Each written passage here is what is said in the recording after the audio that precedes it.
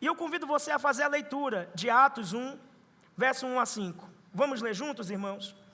Leia com atenção, já leia procurando compreender as verdades aqui narradas. Escrevi o primeiro livro, ó Teófilo. Qual é o primeiro livro? O Evangelho de Lucas. Então esse é o segundo volume do mesmo livro. Obrigado. É os midianitas, né? O pastor falou. Hoje de manhã, os irmãos midianitas, que nos ajudam. Escrevi o primeiro livro, ó Teófilo, que é Lucas, relatando todas as coisas que Jesus começou a fazer e ensinar. Perceba que essa segunda frase está dizendo qual é o objetivo do Evangelho de Lucas.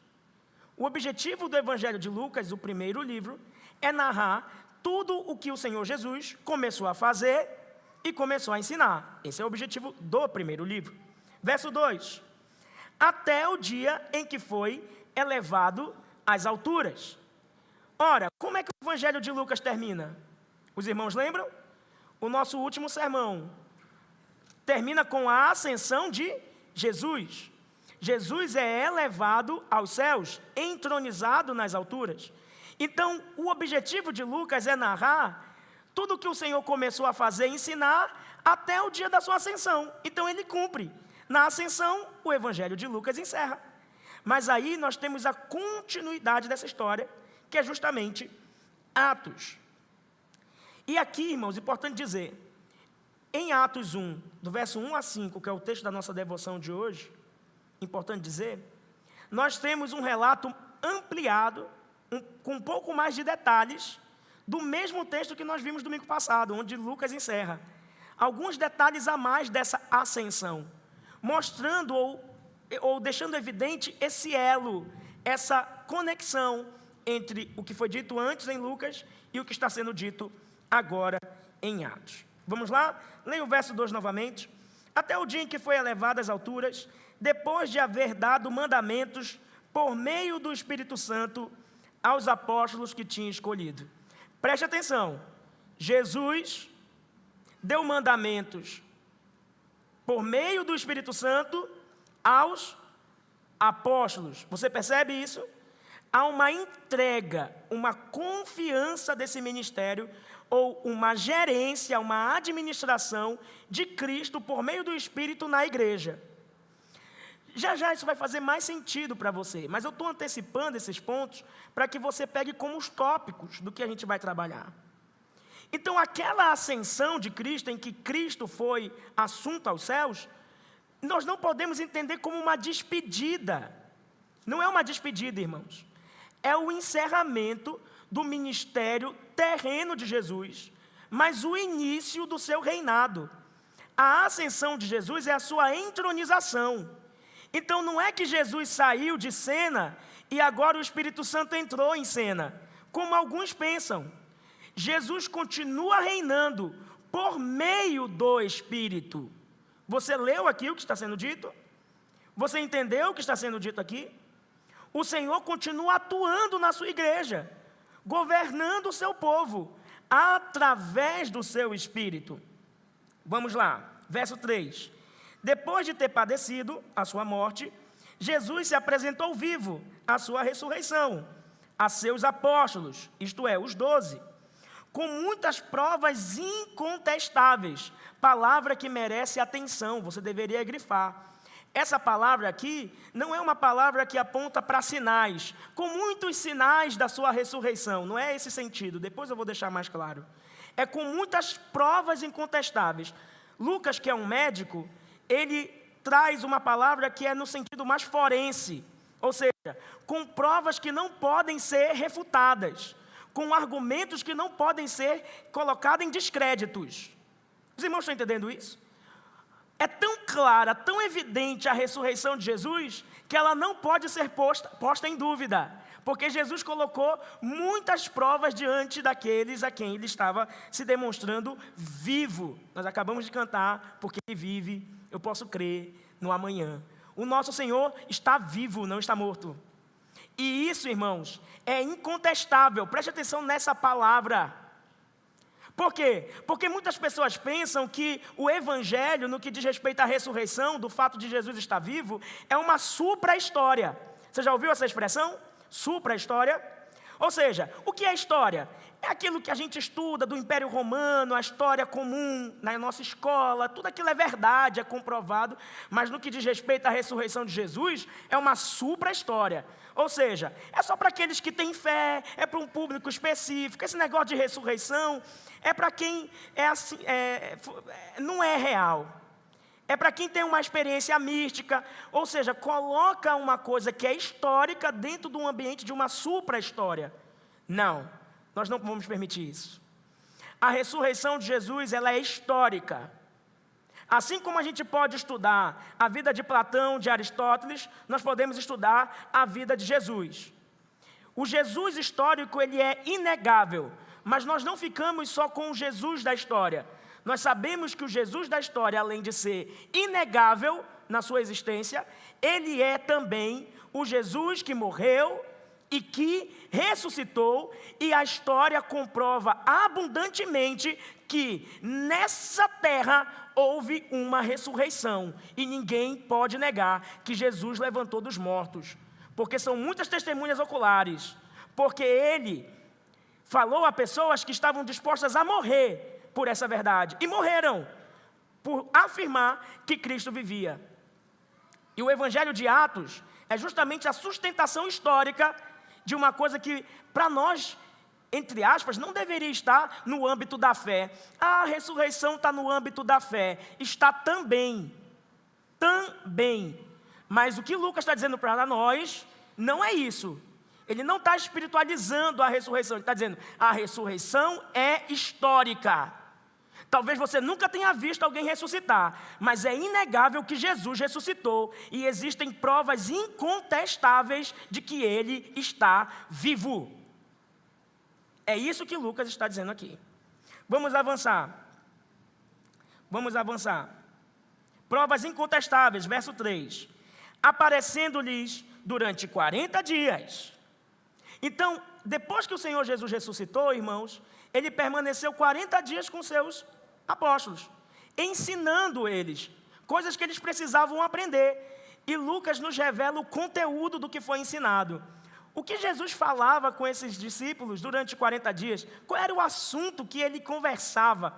O final do verso 3 diz: falando das coisas relacionadas com o reino de Deus. Esse era o assunto, esse era o conteúdo, essa era a palavra, o ensino de Jesus para aqueles seus discípulos. Verso 4. E comendo com eles, deu-lhes esta ordem: não se afastem de Jerusalém, mas esperem a promessa do Pai, a qual vocês ouviram de mim. Verso 5. Porque João, na verdade, batizou com água, mas vocês serão batizados com o Espírito Santo dentro de poucos dias. Verso 4, novamente. Aguardem a promessa do Pai, esperem a promessa do Pai. Que promessa é essa do Pai? Verso 5, vocês serão batizados com o Espírito Santo. É essa a promessa, tá bom?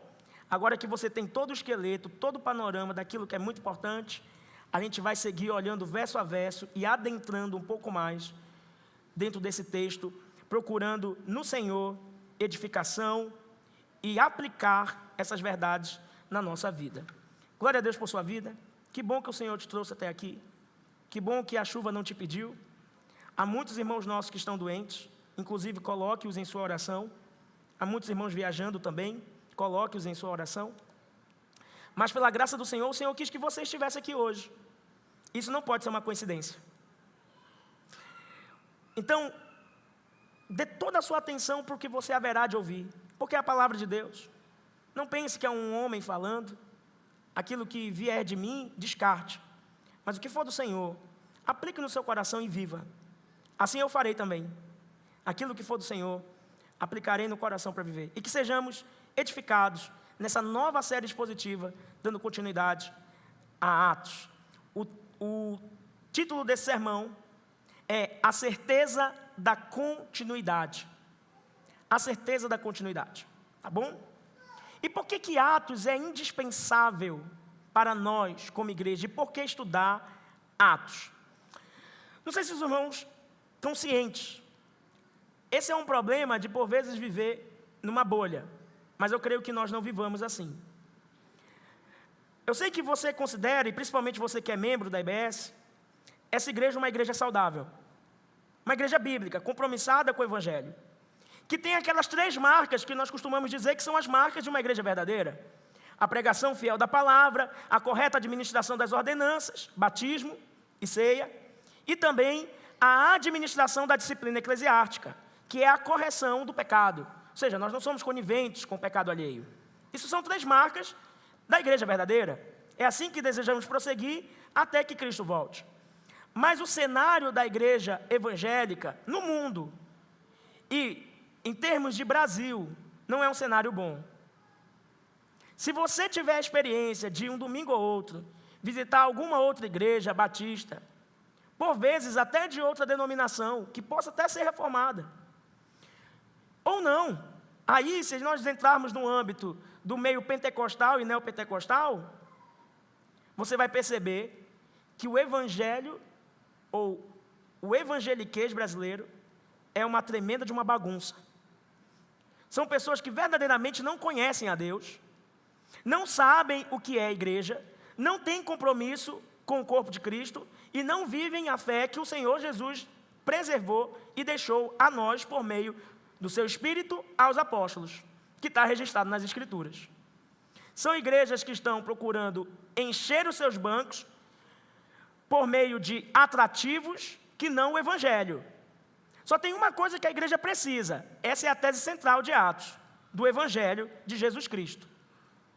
Mas em nosso tempo, irmãos, por conta dos esvaziamentos dos bancos, pastores, líderes pressionados para encher, para ter um público grande e coisas desse tipo, são pressionados a ficar se redefinindo como igreja e vive seguindo as várias ondas que surgem dentro da cultura e vão absorvendo o espírito da época. Então, isso vai sendo reproduzido nas músicas que são cantadas nos cultos, isso vai sendo reproduzido no púlpito, o púlpito já não existe mais em muitas igrejas, né? São pastores que pregam no palco como se fosse um coach e coisa desse tipo.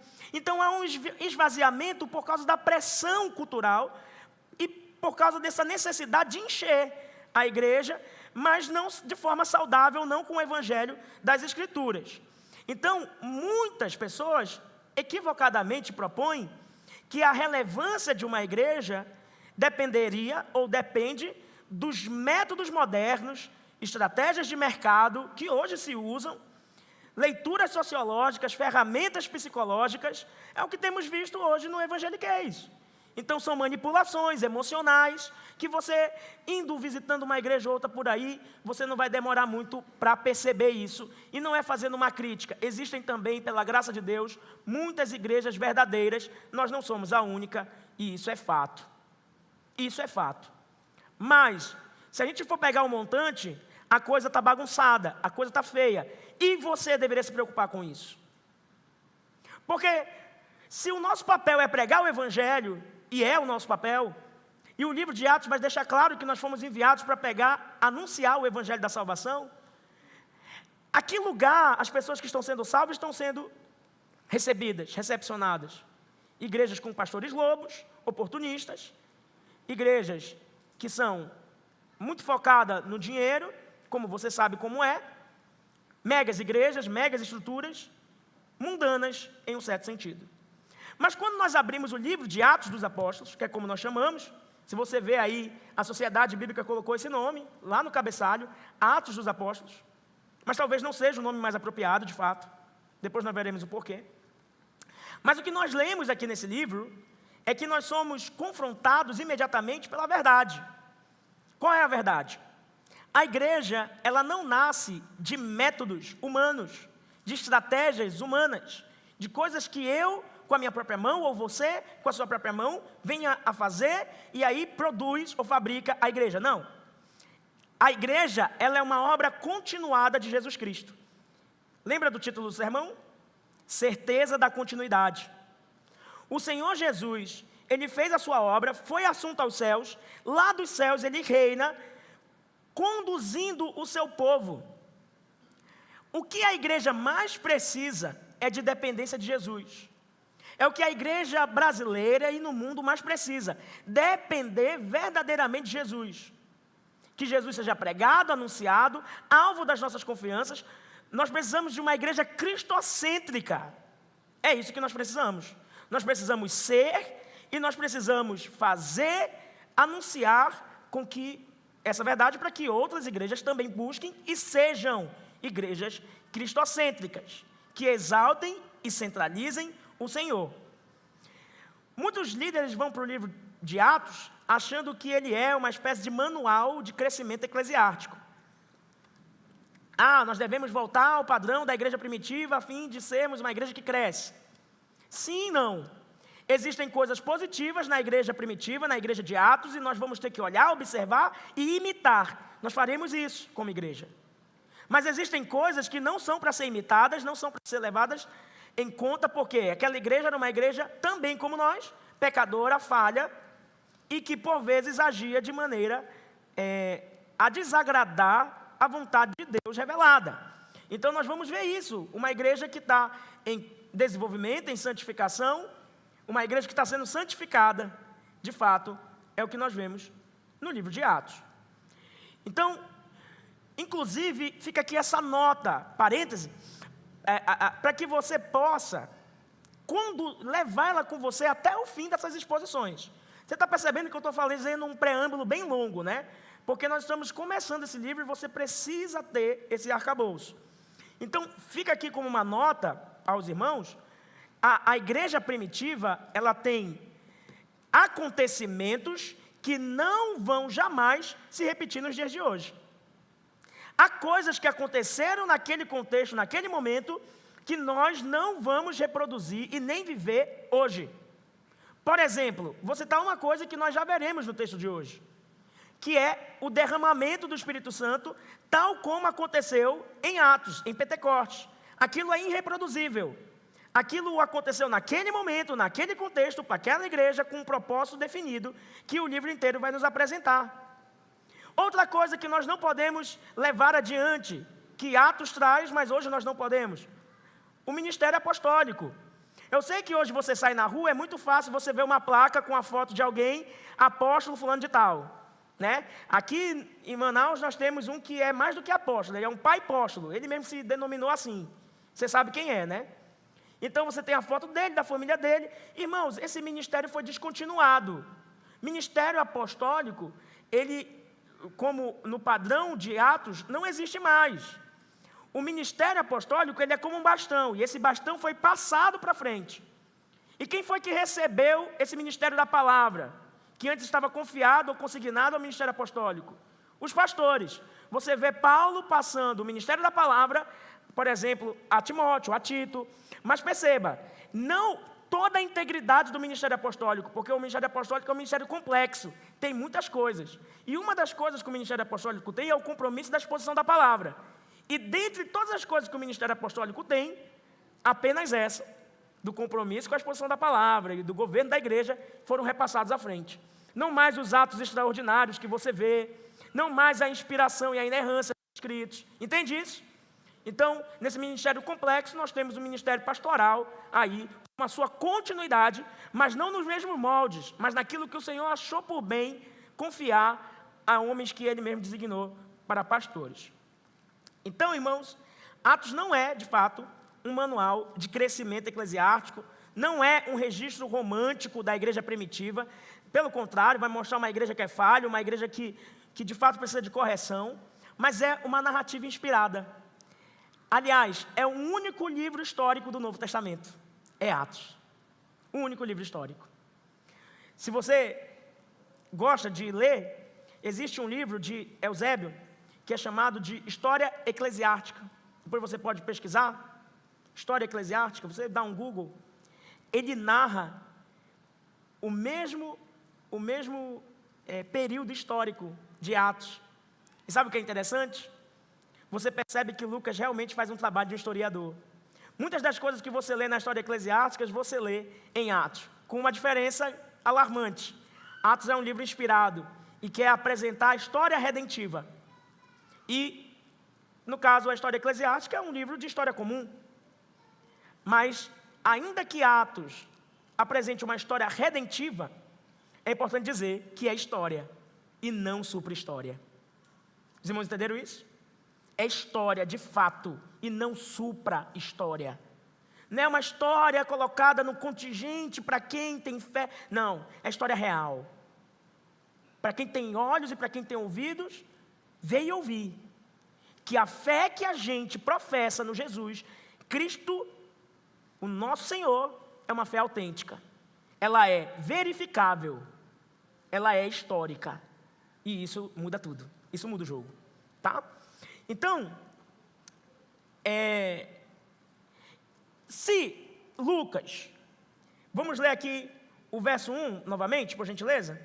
Escrevi o primeiro livro, ó Teófilo, Lucas, relatando todas as coisas que Jesus começou a fazer. Então, se Lucas narra aquilo que o Senhor começou a fazer, Atos narra aquilo que o Senhor continua a fazer. Então, o que é o livro de Atos? É o livro o que o nosso Senhor Jesus continua a fazer na sua igreja. É isso. Por isso, compreender bem Atos é compreender a identidade da igreja, é compreender a missão da igreja, mas também é compreender a dependência que a igreja tem de Jesus. É compreender tudo isso. Por isso é um livro para nós, por isso que ele é importante. Ele não é um livro isolado, como já falamos, mas é o segundo volume de uma duologia. Eu sei que você sempre ouve trilogia, né? Trilogia, 3. Uma saga de 3. Uma duologia, uma saga de 2. Então, Lucas Atos é uma duologia. E devem ser lidos sempre juntos. Por isso nós concluímos Lucas e nós estamos iniciando Atos. Então, dito isso, verso 1 novamente, escrevi o primeiro livro. Quem escreveu? Lucas. Ele é identificado no Novo Testamento como o médico amado e companheiro de Paulo. A você que anota, eu vou deixar 2 textos para você ver isso. Médico amado, Colossenses 4,14. Paulo chama-o assim, dizendo que Lucas estava mandando saudação também aos colossenses. Ou seja, Lucas estava junto de Paulo, mandando saudação aos colossenses, e ele é chamado de médico amado, Colossenses 4,14. E um outro texto que Lucas aparece, que não aqui, é 2 Timóteo 4,11. Lá, Paulo está na prisão e é abandonado. E em 2 Timóteo, ele está dizendo a Timóteo, Timóteo, vem me visitar. Eu estou sozinho aqui. Mas ele diz assim, mas Lucas não me abandonou. Lucas está comigo. Então Lucas foi aquele que permaneceu com o apóstolo Paulo até a sua morte na prisão. Eu não sei se você já assistiu o filme Paulo o Apóstolo. Deixa eu lhe dizer, vale a pena assistir esse filme. Eu sei que tem muitos filmes que são assim, né, religiosos ou bíblicos, que não valem muito a pena porque são mal feitos. Mas esse vale a pena, tá bom? Vale a pena assistir. E a cena final da morte de Paulo, você chora. Você fica emocionado porque você vê de alguma forma aquilo ali. Mas o que eu quero destacar é que durante todo o momento do filme, Lucas, um jovem animado, sabe, ele fica indo lá visitar Paulo, ele quer ouvir, ele quer escrever, ele quer narrar, e ele foi esse amigo de Paulo. E por isso que eu falei que não é tão correto chamar o livro de Atos dos Apóstolos. Que apóstolos? Só fala de Paulo, de Tiago, que é meu irmão de Jesus, e de Pedro. Então, cadê os outros? Então, não é dos apóstolos, né? Mas também nós não podemos chamar Atos dos 3 apóstolos, não. Aí também não estaria correto. A verdade é que esse livro, ele deve ser reconhecido como os Atos de Jesus Cristo, por meio do seu Espírito, agindo na igreja. Eu sei que ficou longo, mas é exatamente o que Lucas diz. É os Atos de Jesus Cristo, por meio do Espírito, agindo na igreja. Então, ficou longo, mas esse é o nome do livro. Os nossos irmãos, se você dá uma pesquisada depois dos nomes dos livros da antiguidade, eram nomes enormes assim. E é mais ou menos isso que o Lucas está querendo mostrar. Que existe uma complexidade aqui que precisa ser admitida. Uma coisa interessante, só para você levar com você aí, e você também como um apêndice para você ir percebendo nas nossas leituras e no decorrer do estudo de Atos, é que você vai perceber, por vezes, a mudança da terceira pessoa, que é na maior parte de Atos, ele está na terceira pessoa. Ou seja, quando Lucas escreve como narrador, ele coloca, eles fizeram, Paulo foi, Pedro disse, ou seja, terceira pessoa. Mas de vez em quando tem o in-section, ou seja, sessões de nós. É assim que se chama. E por que tem essas sessões de nós, que é justamente a primeira pessoa do plural, né?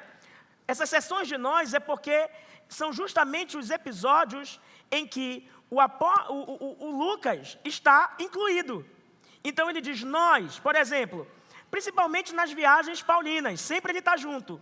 Atos 16, 10 a 17, Atos 20, 5 a 15, Atos 21, 1 a 18, Atos 27, em diante.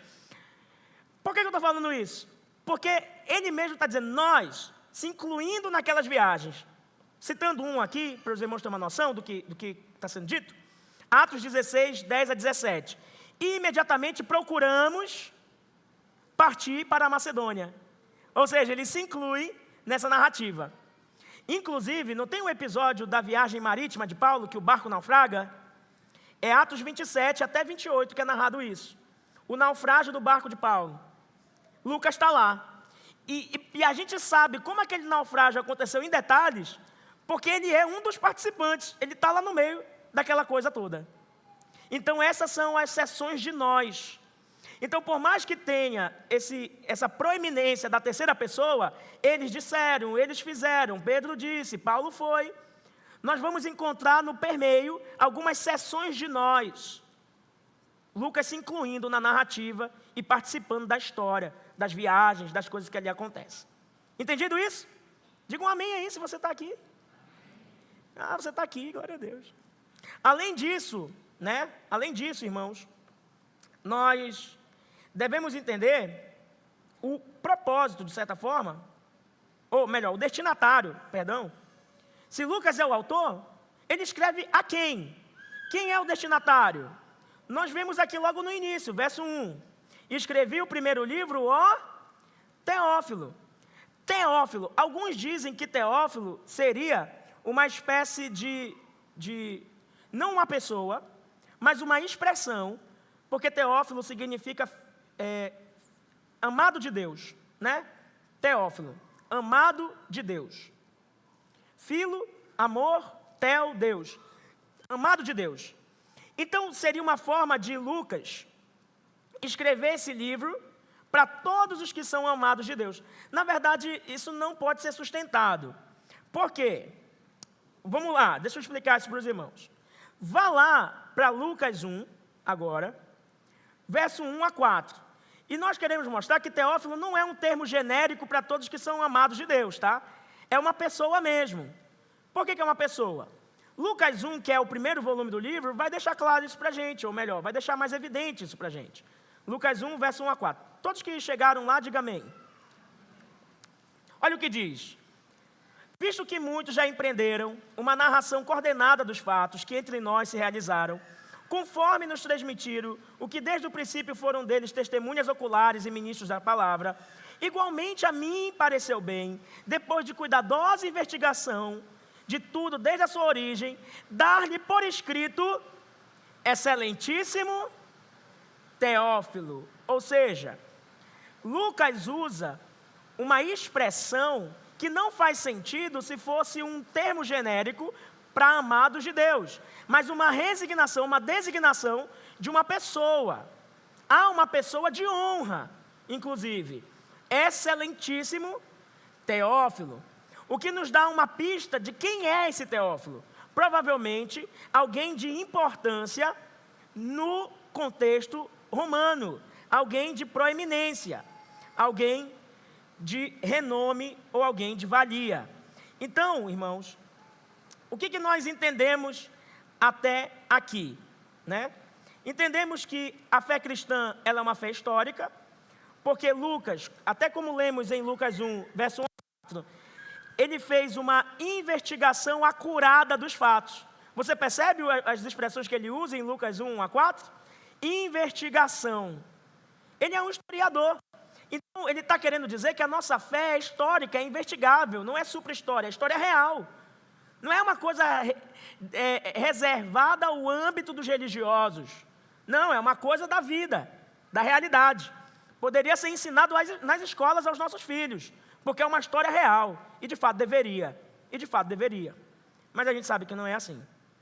Então, esse excelentíssimo, que é o termo cratiste, sugere que Teófilo, ele era um oficial romano. Ele era um oficial em Roma. E por que Lucas escreveria a um oficial romano? Primeiro, porque esse homem provavelmente estava sendo catequizado. Não estranha a palavra, é a palavra no grego para dizer que ele estava sendo discipulado. Então é alguém que estava dando seus primeiros passos na fé, e Lucas escreve a ele com esse intuito. Mas em segundo lugar, Lucas também escreve sabendo que esse homem tem recursos. E ele poderia usar os seus recursos para quê?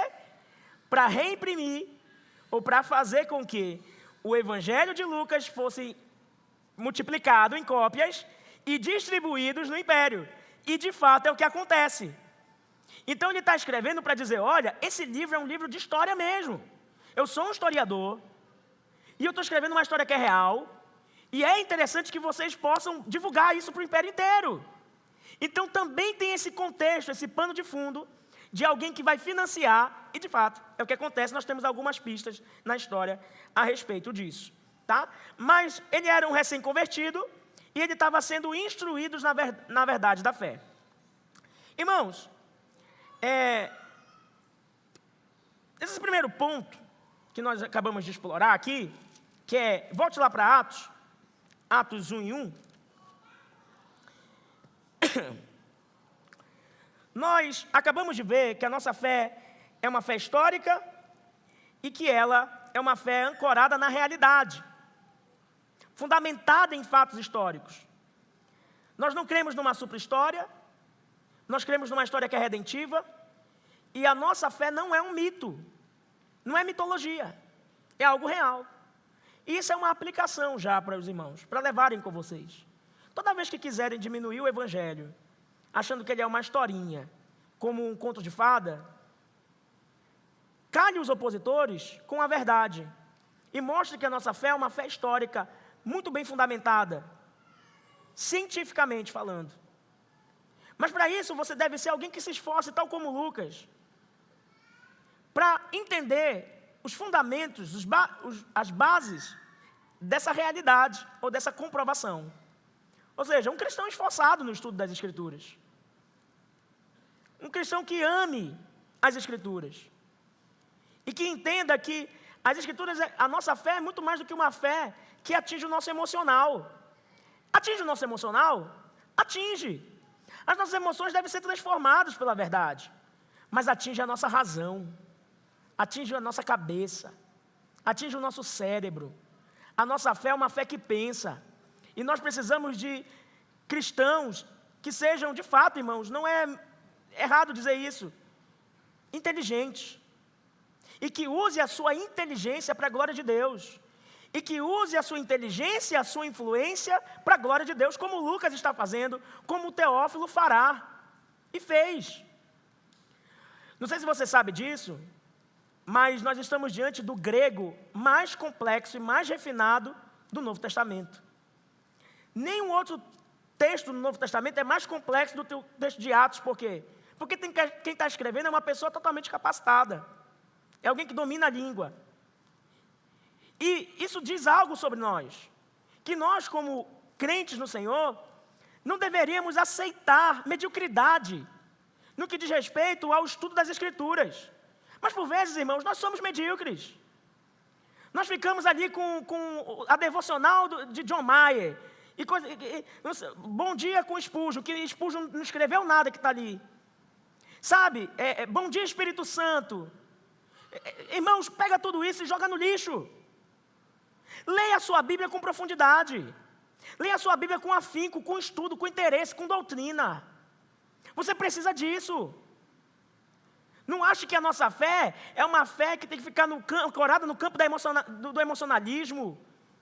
Deus não salvou você e deixou o seu cérebro sem salvação.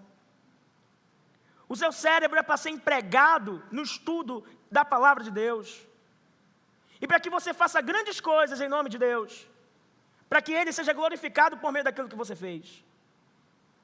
Então, que sejamos uma igreja da palavra, que ama a palavra, que estuda a palavra, e a igreja tem sido parte disso na sua vida, porque nós preparamos o devocionário, os membros sabem do que eu estou dizendo. Aos irmãos que nos visitam, basta visitar o nosso Instagram, está lá no link da bio, o devocionário. São estudos simples, mas muito mais consistentes do que qualquer devocional que você comprar por aí, que vai lhe dar muita mais assertividade, muito mais profundidade do que esse Bom Dia Espírito Santo. Aliás, se você tem esse livro, caia fora disso aí, tá bom? Então, irmãos, precisamos de profundidade, de estudo na palavra de Deus. É isso que vai lhe dar uma substância. Então, olha, se isso não é verdade, o que está sendo dito aqui, a gente tem que pegar o Evangelho de Atos, que é complexo, que é histórico, que é para ser estudado, que é para ser investigado, e lançar fora. Mas se você crê que isso é palavra de Deus e não pode ser lançado fora, obviamente, significa que em algum aspecto da nossa fé, a nossa fé deve ser uma fé que pensa, e pensa robustamente. E pensa de forma robusta. Não estamos falando de uma espécie de elitismo intelectual. Não, somos contra isso também. Não é um elitismo intelectual, não é uma arrogância teológica, mas é profundidade na palavra, que cristãos do passado, agricultores, semeadores no campo, tinham mais profundidade do que qualquer um de nós, nos dias de hoje, com faculdade e uma série de coisas que a gente tem à nossa disposição. Então, não é uma questão de limitação racional. Pare com essa desculpa. Você não é burro, ninguém nasce burro, isso não existe. Inteligência se compensa com esforço. Então não venha me dizer que você não é inteligente, você não é esforçado, você não ama a palavra, você não estuda a palavra. São coisas totalmente distintas. Você quer tudo mastigado. Você quer que a pessoa mastigue e te entregue. Por isso que você gosta tanto dos vídeos do Instagram. Por isso que você curte tanto. Não que tenha nada de errado. Há vídeo muito bom no Instagram, eu também sou um consumidor disso. Não vou ser hipócrita. Mas por vezes a gente deixa de estudar uma palavra inteira, o evangelho inteiro, o contexto inteiro, de um texto inteiro, para ficar com partes, com porções, para dizer, ai, minha alma foi, meu ego foi amaciado. Irmãos, convenhamos, os nossos irmãos em Atos são chamados, são elogiados. Que irmãos são elogiados em Atos? Os irmãos bereanos, aqui nesse livro. E por que eles são elogiados? Porque eles investigavam na palavra tudo que vinha sendo dito. Então, a nossa fé não é uma fé elitista, intelectual, não. Não é só para quem tem uma inteligência acima da média, QI alto. Senão a gente nem estaria aqui pregando. Somos todos limitados. Mas é para cristão. E o crente, ele ama estudar a palavra. E se você não ama, talvez isso seja uma evidência de uma fé esmurecida. Você precisa entender quem é Teófilo, ir a fundo, quem é, onde está, por quê. O que isso impacta? E aí você vai entender que a nossa fé é uma fé ancorada na realidade. Vamos avançar. Lucas resume o evangelho da seguinte forma. Atos 1:1 novamente. Tudo o que Jesus começou a fazer é ensinar. Eu destaco esse verbo começou mais uma vez. Se Lucas é tudo o que Jesus começou, Atos é o que Jesus continua a fazer. E a pergunta, como que Jesus continua a fazer? Ou continua a reinar? Ou continua a governar? Olhe por gentileza para o verso 2. Até o dia que foi elevado às alturas, depois de haver dado o mandamento, quem deu o mandamento? Jesus, por meio do Espírito Santo. A quem? Aos apóstolos. Os escritos apostólicos, onde estão registrados? Não sei se você sabe. Aquilo que nós temos como escritura, só o temos porque são escritos apostólicos. Todos os livros do Novo Testamento têm uma marca que é indispensável para ele ser um livro inspirado. Qual é? Apostolicidade. Mas Lucas não era apóstolo, mas escreve debaixo da autoridade de Paulo. Mas Marcos não era apóstolo, mas escreve debaixo da autoridade de Pedro. Então, se tem um critério do Novo Testamento, é a apostolicidade. Então, as coisas que Jesus confiou ao Espírito, que confiou aos apóstolos, estão registradas nas Escrituras confiadas à igreja. Então, perceba como o Senhor continua a governar, como o Senhor continua a exercer sua autoridade, seu domínio, seu governo, o seu reinado, por meio do Espírito, na igreja, no mundo. Então aí eu já estou esticando um pouco mais, mas é o que veremos no domingo que vem. Jesus confia ao Espírito, o Espírito confia à igreja, a igreja propaga para o mundo. Recebereis poder ao descer sobre vós o Espírito Santo, ser-de-eis minha testemunha. Jerusalém, Judéia, Samaria, até os confins da terra. É assim que funciona. Mas onde que começa? No Jesus exaltado. Ele que, assentado à destra de Deus Pai, governa a sua igreja agora mesmo, por meio do seu Espírito. O nosso Jesus não é um Jesus ausente. Ele é um Jesus presente no governo da sua igreja. Isso é importante de ser entendido por nós, irmãos. Eu quero convidar você rapidamente a ler o texto de Efésios. Avance um pouquinho, vá até Efésios. E veja o capítulo 1 de Efésios. Verso 20 a 23. Efésios 1, 20 a 23. Todos acharam aí? Diga um amém, por favor. Você achou? Diga amém. Ah, tá. 20, vamos lá. Diz assim: Ele exerceu esse poder em Cristo, ressuscitando dentre os mortos e fazendo-o sentar à sua direita nas regiões celestiais. Quando Cristo foi elevado aos céus, quem foi que o elevou aos céus? Qual é a resposta? Deus Pai. O texto grego está no passivo, lá no final de Lucas 24. Lembra que eu falei isso no sermão passado? Você tem que lembrar dos sermões passados, tudinho, irmãos. Lembra que eu falei? Porque ele foi elevado aos céus. Porque essa é a sua entronização. Perceba o que é dito, que quando o Senhor foi assunto, leia novamente o verso 20 de Efésios 1. Fazendo-o sentar à sua direita. O que significa sentar à direita de Deus? O que significa? Reinado, governo, autoridade de Jesus. Então Jesus não se ausentou e deixou a história tocando aqui com o Espírito Santo. Não é assim, não entenda assim. Jesus está reinando por meio do Espírito Santo. Ele enviou o Espírito Santo para conduzir a sua igreja e o seu povo. A Trindade nunca pode ser fragmentada. Onde o Pai atua o Filho e atua o Espírito. A Trindade sempre está agindo em conjunto em favor do seu povo, do povo de Deus. E tem gente que fragmenta. Ah, Deus é lá no Antigo Testamento, Jesus é no Novo e o Espírito... Irmãos, para com isso, é heresia. Você quebrou a comunhão da Trindade. A comunhão que existe desde antes da fundação do mundo. Pare com isso. Você não leu nunca em Gênesis? Façamos o homem à nossa imagem. Você nunca leu esse plural de majestade? Você nunca viu que a Trindade existe desde sempre? Você nunca percebeu isso?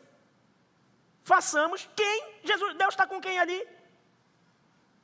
Com o Filho e com o Espírito, que reina desde sempre. Então, irmãos, vamos continuar. Leia o verso 21. Acima de todo principado, potestade, poder, domínio, de todo nome que se possa mencionar, não só no presente século, mas também no vindouro. Jesus reina quando? No presente século? Sim ou não? Ele reina no vindouro? Sim ou não? Ele já reina no presente século e no vindouro. O seu reinado é presente, é real, é ativo e não pode ser suspendido. Então, irmãos, leia o verso 22. E sujeitou todas as coisas debaixo dos seus pés, dos pés de Cristo, para ser o cabeça sobre todas as coisas, o deu à igreja. A igreja é um presente de Deus ao Filho, a qual é o seu corpo, a plenitude daquele que a tudo enche em todas as coisas. Somos o corpo de Cristo. Se somos o corpo, quando a igreja age no mundo, age quem? Cristo, que é o cabeça. Nós somos o corpo. Então, Cristo age na operação do Espírito, na sua igreja, no mundo. Deus ativo na sua obra. Então, o que a gente percebe aqui? Que a igreja como é um instrumento. É isso que nós percebemos. A igreja é um instrumento de Deus. O Filho, por meio do Espírito, atua na igreja, que é o instrumento para a propagação do Evangelho, do Reino. É isso que nós vemos aqui. Então a igreja não é protagonista da história. Quem é o protagonista da história? O nome que está acima de todo nome? Jesus é o protagonista da história, não a igreja. Mas a igreja é o corpo dele, que ele usa ativamente. A igreja não substitui Cristo, mas é o meio pelo qual Cristo age. Isso corrige 2 erros, irmãos. E ficam 2 aplicações aqui também. Em primeiro lugar, corrige o ativismo humano. Corrige o fato de a gente achar que tudo depende de nós para que o reino avance, para que o evangelho seja propagado, tudo depende da igreja. Corrige isso.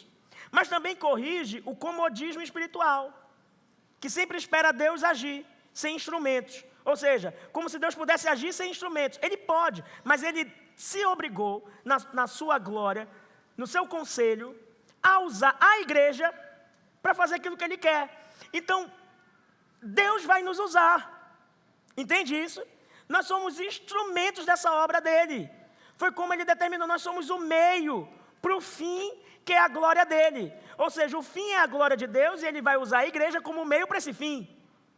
Somos instrumentos na mão de Deus e o Espírito operando em nós faz com que essa glória seja mais evidente e se propague e se espalhe muito mais na terra, no reinado de Jesus, que é presente e eterno.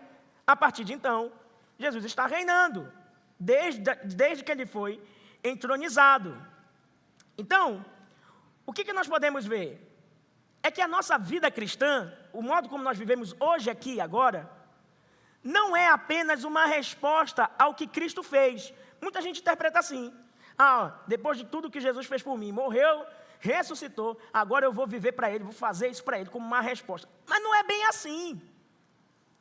A nossa vida é uma continuação do que Cristo está fazendo. Ele está fazendo. E a nossa vida está dentro dessa história real, não supra-história, da história redentiva real, do que Cristo está fazendo. Como igreja, nós não estamos apenas reagindo em resposta ao que Cristo fez, mas nós estamos agindo, irmãos, no mundo, como um instrumento vivo daquilo que Ele continua a fazer. Então, se você quer ver o que Cristo está fazendo no mundo, olhe para a sua igreja, que é o instrumento que Deus usa, que Cristo usa, para fazer os seus desígnios na operação do Espírito. A igreja é muito importante no plano de Deus. É o seu instrumento de ação na realidade. Tem um livro que eu gosto muito, fica aqui a citação: Instrumentos nas mãos do Redentor. É exatamente isso. Nós somos instrumentos na mão de Cristo. Ele nos usa como igreja para a propagação do seu reino. Então, vamos ler juntos agora Atos 2 e 3. Avançando. Atos 2 e 3. Atos 1, 2 e 3. Até o dia em que foi elevado às alturas, depois de haver dado mandamentos por meio do Espírito Santo aos apóstolos que tinha escolhido. Depois de ter padecido, Jesus se apresentou vivo a seus apóstolos com muitas provas incontestáveis, aparecendo-lhes durante 40 dias e falando das coisas relacionadas com o reino de Deus. Então, Lucas destaca aqui um detalhe profundo. Jesus deu um mandamento aos apóstolos por intermédio do Espírito. Por quê? Porque Jesus é cheio do Espírito Santo. E isso é uma marca de que Ele é o verdadeiro Messias. Porque a profecia de Isaías 61, verso 1, e eu convido você a dar uma olhada em Isaías 61, verso 1, só para que você veja isso nas Escrituras. Isaías 61, verso 1, vai dizer exatamente isso sobre o Messias. Passo a ler agora. Isaías 61, verso 1, a respeito do Messias. O Espírito do Senhor Deus está sobre mim, porque o Senhor me ungiu para pregar boas novas aos pobres. Enviou-me a curar os quebrantados de coração, a proclamar a libertação aos cativos e a pôr em liberdade os algemados. Agora eu peço que você vá até Lucas 4,18 e veja como o próprio Jesus Cristo atribui essa profecia de Isaías a ele mesmo. Lucas 4,18 diz assim, Jesus estava na sinagoga, abriu o livro e no livro estava escrito assim, verso 18, o Espírito do Senhor está sobre mim, porque Ele me ungiu para evangelizar os pobres, enviou-me para proclamar a libertação aos cativos e restauração da vista aos cegos, para pôr em liberdade os oprimidos e proclamar o ano aceitável do Senhor. Agora avance para o verso 20. Tendo fechado o livro, Jesus o devolveu ao assistente e sentou-se. Todos na sinagoga tinham os olhos fixos nele, verso 21. Então Jesus começou a dizer, olha o que Jesus diz sobre essa profecia de Isaías 61, no verso 21.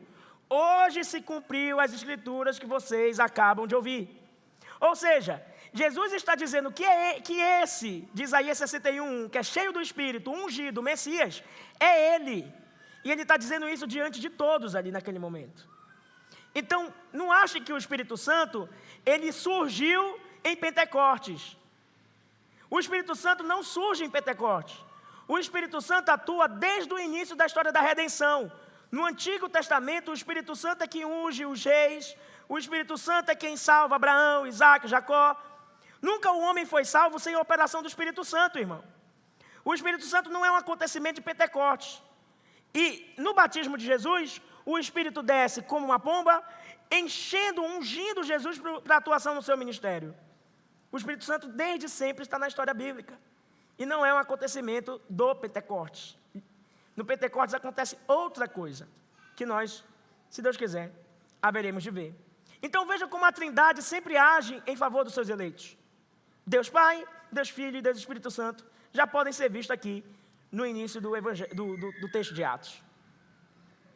Então, o verso 3 diz assim, depois de ter padecido, Jesus se apresentou vivo a seus apóstolos com muitas provas incontestáveis. Já afirmei isso para os irmãos. Lucas poderia ter usado a seguinte palavra, semeion. Semeion é uma palavra que significa sinal. E geralmente é o que se usa para dizer que coisas apontam para uma realidade. Então poderia ter dito assim, Jesus deu muitos sinais de que ele realmente estava vivo. Seria uma maneira de dizer que ele apresentou algumas evidências. Semeion. Mas não é essa palavra que está aí. A palavra que está aí, eu passo a dizer agora aos irmãos, que diz que ele deu uma prova incontestável, a palavra grega para prova aí é tekmerion. É uma palavra técnica. Eu já expliquei isso para os irmãos em algum momento também aqui. No grego existem aquelas palavras que nós chamamos de palavras técnicas. Elas só podem significar aquilo que elas significam. Ou seja, elas não podem ser outra coisa, a não ser o que elas de fato são. E essa palavra, tekmerion, que diz provas incontestáveis, quer dizer que é muito mais do que sinais ou evidências, mas são formulações visíveis de que Jesus estava vivo. Em outras palavras, historicamente essas provas incluem o quê? Diversas aparições. Pense, 40 dias Jesus aparecendo aos seus discípulos. Também inclui diálogos, ele dialogou, ele ensinou sobre o reino. Inclui refeições, Jesus comeu muitos peixes durante esses 40 dias. A gente vê isso narrado lá no Evangelho de Lucas. Continuidade relacional, peixe assado ainda, por sinal. Não era tambaqui, mas era peixe assado. Entendeu? Então, por que comer é tão importante? Porque mostra que ele não era um espírito, não era um fantasma, ele era uma pessoa real, o corpo era real. Comeu. Para dizer, isso são provas incontestáveis. Mas além disso, irmãos, e aí eu convido vocês, 1 Coríntios capítulo 15, olha como Paulo narra as evidências da ressurreição. E eu acho esse texto maravilhoso. 1 Coríntios 15,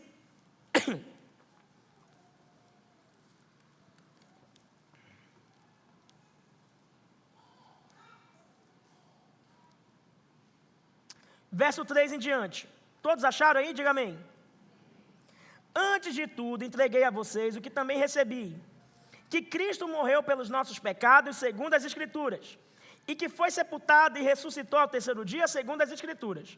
Olha o que o apóstolo Paulo está dizendo, que Jesus ressuscitou, segundo as Escrituras. É como se ele estivesse dizendo, as Escrituras são suficientes para você crer que Jesus ressuscitou, ponto. Mas, como eu sei que a sua fé é uma fé meio vacilante, eu vou lhe dizer algumas coisas que evidenciam historicamente, que é mais ou menos o exercício que Lucas faz, que Jesus ressuscitou. Veja só, verso 4. Perdão, irmãos. Verso 5. E apareceu a Cefas. Cefas estava vivo ou não nesse momento? Estava. Então é como se ele dissesse assim, vai lá e pergunta de Pedro, que é Cefas. Depois aos 12. Opa, primeiro foi só para um, agora já aumentou.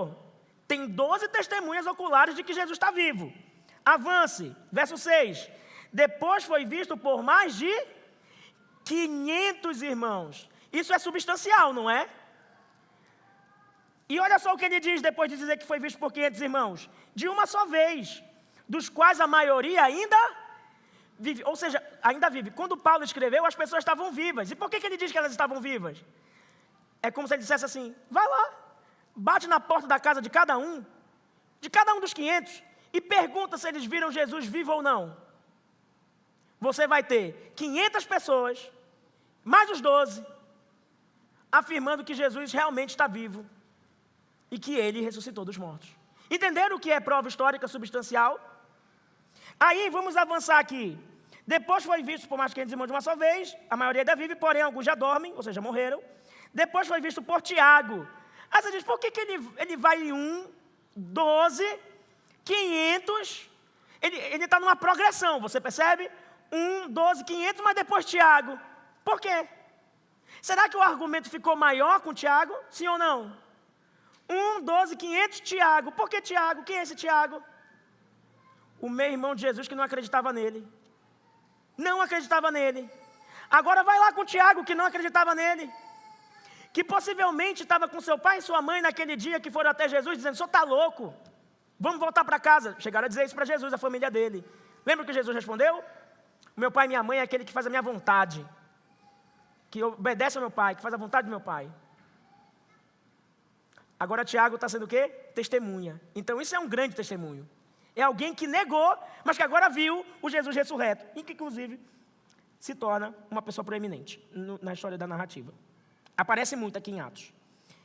E mais tarde por todos os apóstolos. Verso 8. Por último, depois de todos, foi visto também por mim, como que o nascido fora de tempo. E por que Paulo se inclui ao final? Porque ele era alguém totalmente contra Jesus. E totalmente contra os cristãos. O argumento ficou maior ou não ficou? Ficou muito maior. Porque ele está dizendo, se tem uma pessoa que deveria negar que Jesus ressuscitou, essa pessoa sou eu, que persegui, matei cristãos, tudo que fiz, persegui a igreja e queria eles todos mortos. Mas sabe por que eu não quero mais eles mortos? Porque Jesus apareceu para mim. Ele está vivo. Então o argumento ficou maior. Você entendeu o que Lucas quis dizer com provas incontestáveis? É que não tem como negar, irmãos. A ressurreição de Jesus é histórica, tá? E durante esses 40 dias que Jesus ficou com os seus apóstolos, o que ele estava ensinando? Volte para Atos 1, capítulo de número 3. Aparecendo-lhes o final do capítulo... Atos 1, verso de número 3. O final do verso de número 3. Aparecendo-lhe durante 40 dias e falando das coisas relacionadas com o reino de Deus. Por que Jesus gastou 40 dias falando sobre o reino de Deus? Por quê? Se você olhar para o verso de número 11, para o verso de número 6, olha a pergunta que os discípulos fazem. Então os que estavam reunidos com Jesus lhe perguntaram, será este o tempo em que o Senhor irá restaurar o reino a Israel? Ou seja, eles tinham uma compreensão errada do reino. Eles achavam que o reino de Jesus era um reino militar, civil, político, que Jesus ia sentar numa cadeira com uma espada ia governar a fio de espada e trazer uma paz que fosse meramente humana.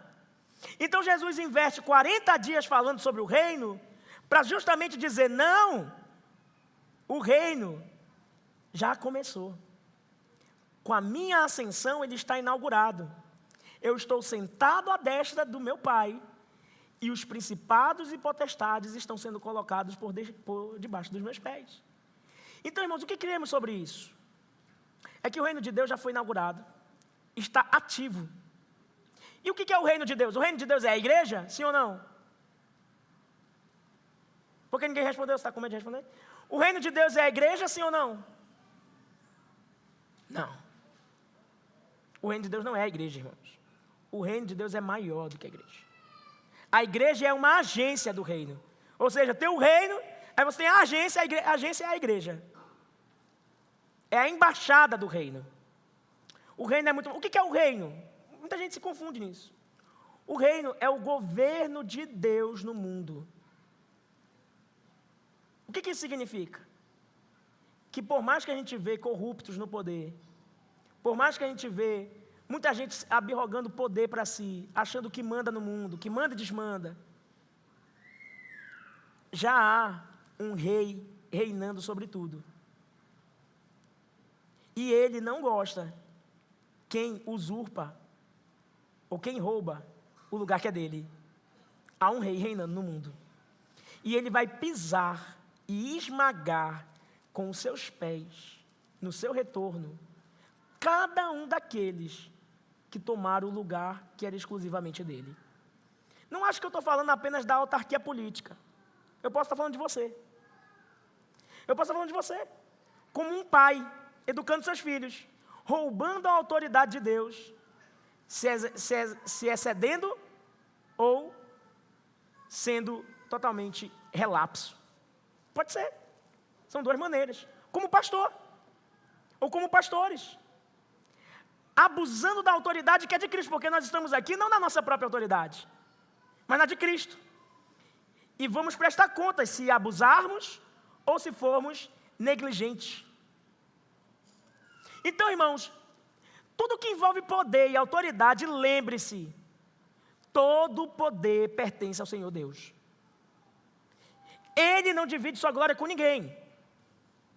E a nós a quem foi confiado a administração do seu reino, e haveremos de prestar conta, que façamos, portanto, com zelo, porque o Senhor da glória não admitirá um trabalho que é ceboso. Nós não apenas trabalhamos para Deus nos ministérios da igreja, inclusive no seu trabalho. Como um empregado ou como um chefe, você está prestando contas antes de tudo a Deus. Lembra do que diz Efésios? Trabalhem como para o Senhor. É isso que temos feito quando nós estamos fazendo as nossas muitas obrigações? A nossa paternidade, a nossa maternidade, está lá em Efésios também. É no Senhor. A nossa obediência como filhos é no Senhor, porque é dele quem procede tudo. É para ele que converge tudo. Então, irmãos, esse reino foi inaugurado, e essa é uma verdade. Vamos ler o verso 4. E comendo com eles, deu-lhes esta ordem: não se afastem de Jerusalém, mas esperem a promessa do Pai, a qual vocês ouviram de mim. Qual é essa promessa do Pai, irmãos? A promessa do Espírito Santo. Olhe para o verso 5, por favor. Porque João, na verdade, batizou com água, mas vocês serão batizados com o Espírito Santo dentro de poucos dias. Dentro de poucos dias mesmo. Porque Jesus manda eles esperarem, e eu imagino que eles deviam estar ansiosos. Quando que vai acontecer? E Jesus, espera. O Espírito Santo vai se manifestar. Espera. Sabe o que isso nos ensina? Que boa parte da nossa vida cristã envolve espera. Boa parte da nossa vida cristã envolve paciência. Envolve aquilo que muita gente não quer mais fazer, esperar em Deus. Tem paciência. O Senhor vai conduzir as coisas da melhor forma. Espera nele. Ele tem um tempo apropriado para as coisas acontecerem. Confia nele. Sabe quantos dias depois o Espírito Santo veio? 10. 10 dias depois. Mas imagine eles não sabendo quando viria, desejando, e talvez seja você quanto a algumas coisas na sua vida, perguntando: será que Deus vai me dar? Será que Deus vai abrir? Será que Deus vai fazer? Se for para a glória dele, não tem como não acontecer. Apenas se não for para a glória dele, aí não vai acontecer. Mas a resposta sempre é: espere. Espere pacientemente. Pode ser que não seja em 10 dias, mas em 100. Mas espere no Senhor. E sempre essa foi a ordem para a igreja, irmãos. Inclusive agora, nós estamos vivendo isso. Nós estamos num momento de espera. Porque o que nós, na verdade, queremos e desejamos é a volta do nosso Senhor. Nós não sabemos quando isso vai se manifestar. Nós não sabemos quando Ele vai se revelar pela última vez na sua volta. Mas nós estamos esperando. E o Deus que disse aos seus apóstolos: espere, 10 dias o Espírito Santo veio, Ele cumpre o que Ele diz, e disse que iria voltar, vai voltar. Então, espere. Aliás, não é que diz o verso 11? Leia comigo o verso 11 do capítulo 1. E lhes disseram: homens da Galileia, por que vocês estão olhando para as alturas? Esse Jesus que foi levado do meio de vocês para o céu, virá do modo como vocês viram subir. Assim como ele foi assunto, está sentado à destra de Deus Pai, reinando no Espírito na sua igreja, ele vai voltar. Você crê nisso? Ele voltará. E o que ele diz a nós que estamos ansiosos por seu retorno é: esperem. E ele cumpre o que ele diz. Na ocasião aqui, eles deveriam esperar pela ação do Espírito Santo. Eu quero convidar você rapidamente, esse será o texto que a gente precisa ler, senão você não vai entender. Joel capítulo 2, por gentileza. Joel capítulo 2, verso 28 e 29. Joel capítulo 2, verso 28 e 29. Se você não encontrou, escute com atenção. Esse texto é muito importante para o que a gente precisa dizer aqui. Diz assim: é uma promessa de Deus, tá? Essa é uma promessa de Deus para aqueles que Ele haveria de salvar. E acontecerá depois disso, que derramarei o meu Espírito sobre toda a humanidade. Os filhos e as filhas de vocês profetizarão, os seus velhos sonharão, e os seus jovens terão visões. Até sobre os servos e sobre as servas derramarei o meu Espírito naqueles dias. É isso que Jesus está chamando lá em Atos 1, agora volte para Atos 1, de promessa do meu Pai. A promessa do Pai. Olha o final do verso 4. Mas esperem, uma fé que espera pacientemente, a promessa do Pai. Que promessa? Joel 2, verso 28 e 29. A promessa do Espírito. Como que nós sabemos que isso é verdade? Avance um pouquinho para Atos 2 e veja o verso 17. Veja o verso 16. Eu não vou ler todo, mas é do 16 até o 21. Eu só vou ler o 16 e você já vai entender. Preste atenção. Mas o que está acontecendo é o que foi dito por meio do profeta Joel. Aí ele passa a narrar o texto que a gente acabou de ler. Entenderam isso? Então você percebe que o que acontece em Pentecoste é a efetivação da nova aliança. Deus cumpre. O Espírito Santo agora habita para sempre e plenamente nos seus filhos. Aí talvez gere alguma confusão na sua cabeça. Pastor, eu acho que é importante dizer isso. O Espírito Santo, ele vem 2 vezes na gente?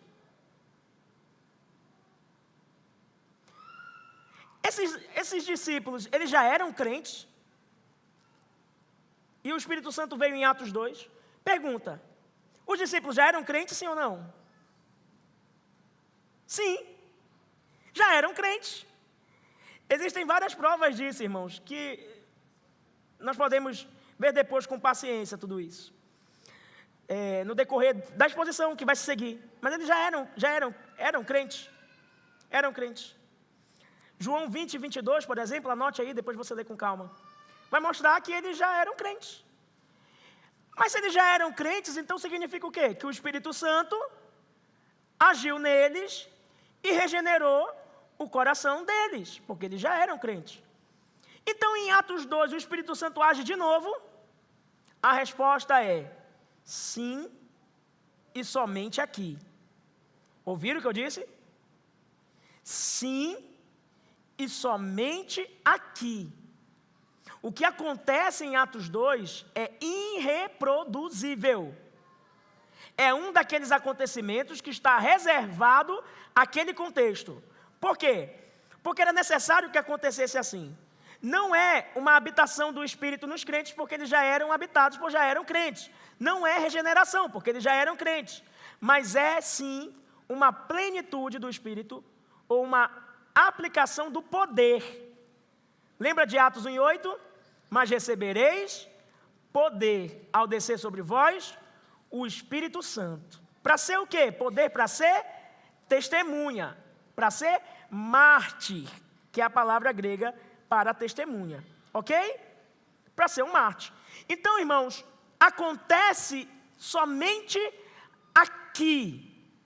É nesse texto que alguns teólogos pentecostais vão se apegar para dizer que depois que Cristo te salvou, você ainda deve orar para que Ele venha com os dons sobre você. Isso não é verdade. As Escrituras não amparam isso de forma geral. Na verdade, quando o Espírito Santo te regenera e te salva, Ele já te concede os dons do Espírito. Tudo isso acontece numa única vez, quando o Espírito Santo vem sobre você. Aqui nós estamos diante de uma cena específica, muito particular ao seu contexto. Então, como que nós podemos resumir isso? Os discípulos já criam, já pertenciam a Cristo, mas o que aguardava era o revertimento com poder para testemunhar. E aí Jesus diz, no final, é o nosso último verso, verso 5, por gentileza, porque João, na verdade, batizou com água. O que ele está dizendo aqui? João ofertou um batismo que é externo, que é por fora. Mas vocês serão batizados com o Espírito Santo dentro de poucos dias. Um batismo que é interno, no coração. Um batismo que é, irmãos, portanto, pleno. E desde que aconteceu dessa maneira em Atos 2, a partir de então só acontece assim. Toda vez que um cristão é salvo, que um eleito é resgatado, o Espírito Santo não habita parcialmente nele, habita integralmente, completamente, em todos os sentidos. De forma que você não precisa orar para que Deus venha e te dê dons de línguas, como se diz por aí no contexto neopentecostal, tá? Aliás, esses dons são daqueles dons que estão dentro da coluna do cessacionismo. O que isso significa? Mais para frente, quando a gente chegar nesse assunto, a gente vai falar. A gente fala de termos continuismo, continuidade de dons, cessacionismo, o cessar dos dons. Esses termos, eles não são bons para o que acontece hoje, tá bom? E talvez aí fique a instigação para que você ouça toda essa série de atos, para entender qual é a melhor maneira. Aqui parece mais se harmonizar com as Escrituras, dentro dessa realidade da permanência ou não daqueles dons que nós chamamos de extraordinários, como, por exemplo, sonhos, visões, falar em língua. Isso existe hoje? Bom, há uma discussão boa aí, tá bom? E nós veremos mais pela frente. Então, irmãos, o Espírito Santo veio para conceder poder. Mas eu não preciso mais me esticar, me delongar a explicar-lhes isso. O próximo sermão vai contemplar o verso de número 8, e nós falaremos um pouco mais sobre o poder do Espírito Santo que desceu sobre aqueles que pertencem a Deus. Então, se você deseja entender um pouco melhor sobre essa atuação do Espírito em nós, esteja presente aqui e durante toda a série de Atos. Lembre-se, Jesus não nos deu apenas a missão, dizendo o que nós deveríamos fazer, mas Ele nos deu também o poder para cumprir a missão, que é o seu Espírito Santo. E por isso, nós, como cristãos, tudo o que fazemos, fazemos na dependência do Espírito. Se algo acontece na igreja, é porque o Espírito atua em nós. Inclusive agora, nós estamos reunidos aqui no poder do Espírito Santo. E Jesus está presente aqui, na presença do seu Espírito Santo. E Jesus está governando aqui, reinando, como? Por meio da sua palavra, confiada aos apóstolos e registrada aqui. A nossa fé é uma fé histórica, verdadeira. E ela pode e deve ser crida e pode ser investigada. Deixo aqui, rapidamente e conclusivamente, 8 aplicações. Se você de anotar, anote. Serei bem pontual nelas, bem tópico mesmo, tá bom? entendendo que você ouviu o sermão com atenção e eu não preciso ficar explicando as aplicações, tá bom? Vou pressupor que você ouviu bem. E aí as aplicações vão todas fazer sentido para você. Em primeiro lugar, reconheça que Cristo continua agindo, reinando. Amém? Todos entenderam isso? Em segundo lugar, submeta-se à autoridade que Cristo estabeleceu. Essa eu preciso explicar. Por quê? Jesus, por meio do Espírito, confiado aos apóstolos. Apóstolos registrou na Bíblia, confiado aos pastores. Ou seja, como é que hoje você se submete a Jesus? Obedecendo os seus líderes, obedecendo os seus pastores. Isso é bíblico, irmãos. Hoje as pessoas falam isso com maior temor. Obedeçam os seus pastores, mas isso é bíblico, está lá em Hebreus, tá bom? Honrem os seus pastores. Louvem a Deus pela vida deles. Eles são aqueles que Deus confiou o ministério do ensino à igreja, tá bom? Então não falo isso como uma prerrogativa particular, mas com muito temor. E que bom, e eu posso falar isso sem medo, sabe por quê? Porque eu tenho um pastor humano sobre mim. É o pastor Wanderson. E eu o respeito, e eu o amo, e eu o ouço, e eu o honro. E, semelhantemente, ele também. Então, irmãos, Deus não nos deixou despastoreados. Isso é muito bom. Então, eu repito a aplicação. Submeta-se à autoridade que Cristo estabeleceu. Em terceiro lugar, fundamente sua fé em fatos, e não apenas em sentimentos. A fé cristã é também uma fé histórica. Inclusive, fica aqui um incentivo a você, leia um livro de história da igreja. Você vai perceber como a sua fé vai ser alavancada. Um livro de história da igreja mesmo. Você pode ler, por exemplo, fica uma indicação, Cristianismo através dos séculos, de Ernest Keynes. Um livro excelente sobre história da igreja. Um calhamaço desse tamanho aqui, mas vai te abençoar. E você vai perceber que a fé cristã é uma fé histórica. Que o que acontece nos impérios, em Roma, na Grécia, tem tudo a ver conosco. E a nossa fé não é uma fé ficcional, não. É uma fé ancorada na realidade. É uma fé viva. Jesus ressuscitou. E isso é provável. Em quarto lugar, priorize o reino de Deus acima das suas próprias expectativas terrenas.